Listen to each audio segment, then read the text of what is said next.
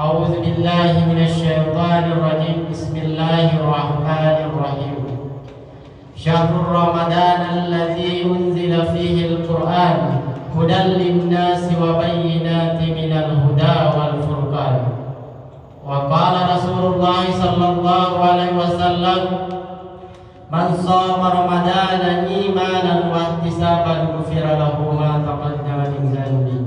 صدق الله العظيم وصدق رسول الكريم ونحن على ذلك من الشاهدين والشاكرين. أما بعد.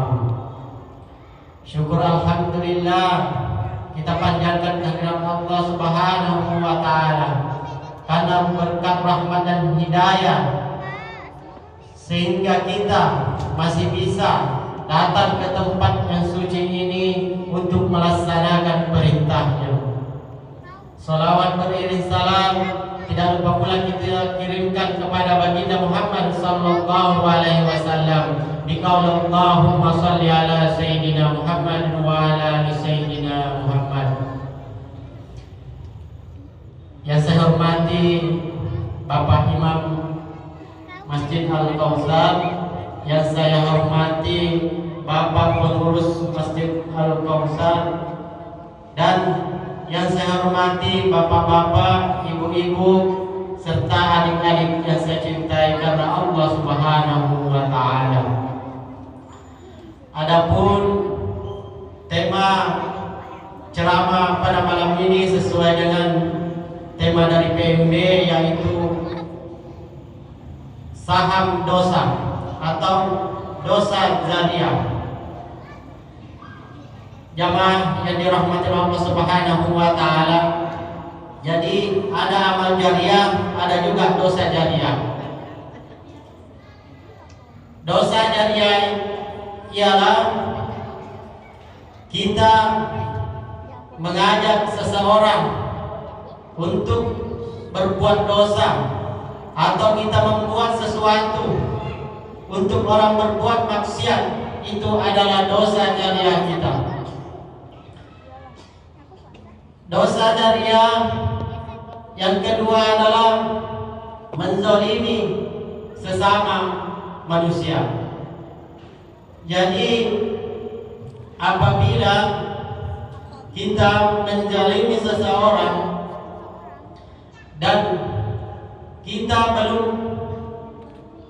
meminta maaf dan pada saat itu kita meninggal, maka kita akan diminta nanti pertanggungjawabannya di akhir yaumil qiyamah. Sebagaimana sabda Rasulullah sallallahu alaihi wasallam yang artinya, apabila kalian berselisih, maka selesaikanlah pada hari itu juga. Dan apabila kalian tidak menyelesaikan pada hari itu, suatu saat nanti dia akan datang mengambil amal perbuatan kamu. Jika engkau tidak mempunyai amal perbuatan yang baik, maka kamu akan memikul dosanya. Hadis riwayat Bukhari. Bapak Ibu yang dirahmati Allah Subhanahu wa taala. Jadi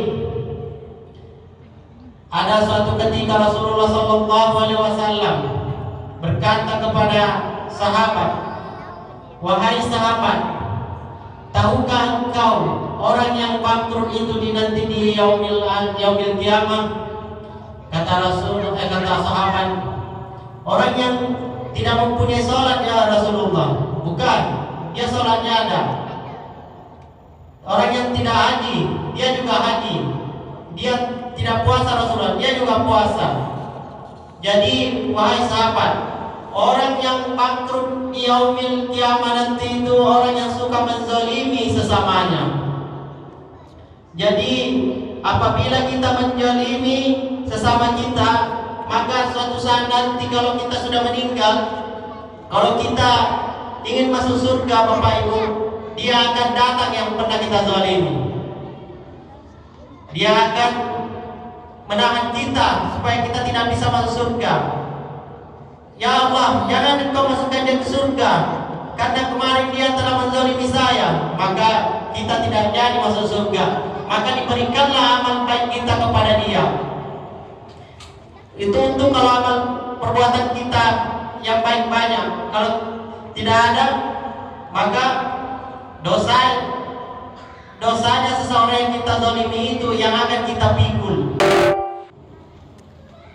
yang akan dirahmati Allah Subhanahu wa taala.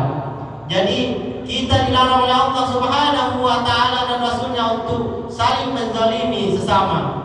Jangankan manusia, hewan, binatang pun kita tidak boleh menzaliminya, apalagi dengan manusia.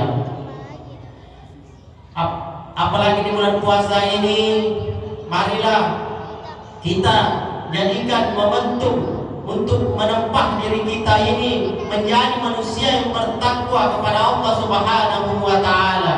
Sebagaimana firman Allah Subhanahu wa taala, "Ya ayyuhalladzina amanu kutiba alaikumus syiyam kama kutiba alal ladzina min qablikum la'allakum tattaqun." Hai orang-orang yang beriman, diwajibkan atas kamu berpuasa sebagaimana diwajibkan atas orang-orang sebelum kamu agar kamu bertakwa. Jadi inti dari puasa ini kita disuruh bertakwa kepada Allah Subhanahu wa taala. Sebagaimana Rasulullah SAW bersabda, "Man shoma Ramadana imanan wa ihtisaban ghufira lahu ma taqaddama min dzanbi."